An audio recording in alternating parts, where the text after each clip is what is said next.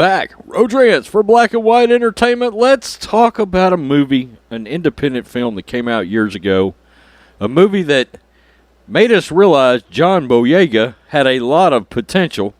And of course, as we know, he played Finn in the Star Wars Disney trilogy that turned into an absolute gutter fire.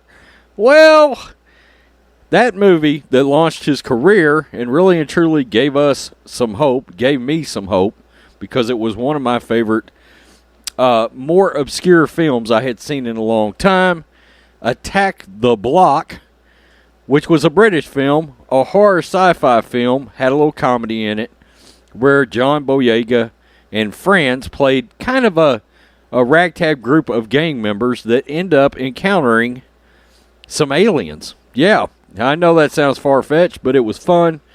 Took place in the streets over in England, and of course ended up in a building, like a large skyscraper type of building, in a sort of a standoff with the aliens.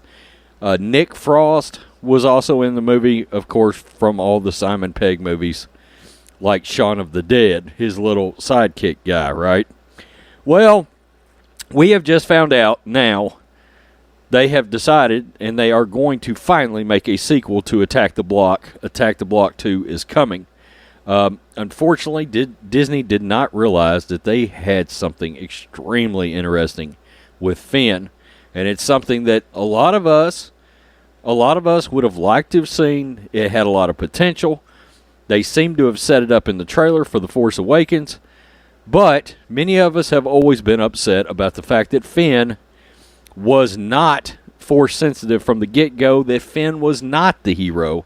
A lot of times when they toss out these "you don't want diverse characters" shit, they get lost on the fact that many in the fandom menace, that's exactly what we wanted them to follow through with.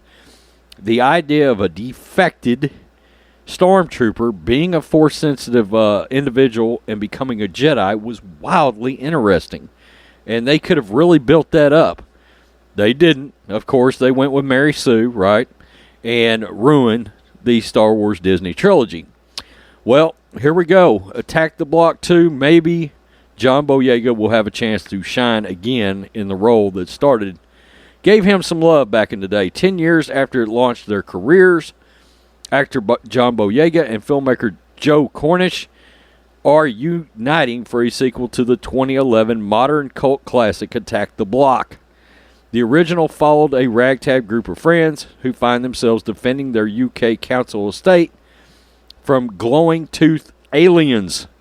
Both have expressed a desire to do a sequel for a few years now.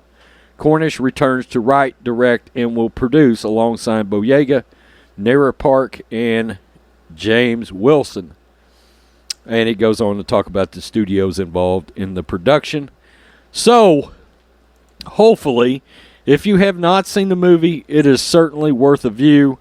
Most people that are into sci-fi they have seen Attack the Block at this point. It's one of my more favorite movies of the last, say, 20 years. A movie I happened upon. In case you're wondering, you can stream it free right now at Tubi, the Tubi app, which has got a lot of free movies on your Roku or on your Amazon Fire Stick or whatever, however you watch movies these days. But it's free on there. I checked. So, John Boyega will return to the role that really kicked his career off. And I have not seen Pacific Rim 2. If anybody's seen it, let me know if it's any good. Personally, I like John Boyega. I do. He spoke out. He's kind of gotten some various raw deals from the Disney crew. As we know, they tried to hide his face from China in the Force Awakens poster. And again, J.J. Abrams has come out and said, oh, yeah, he was Force sensitive.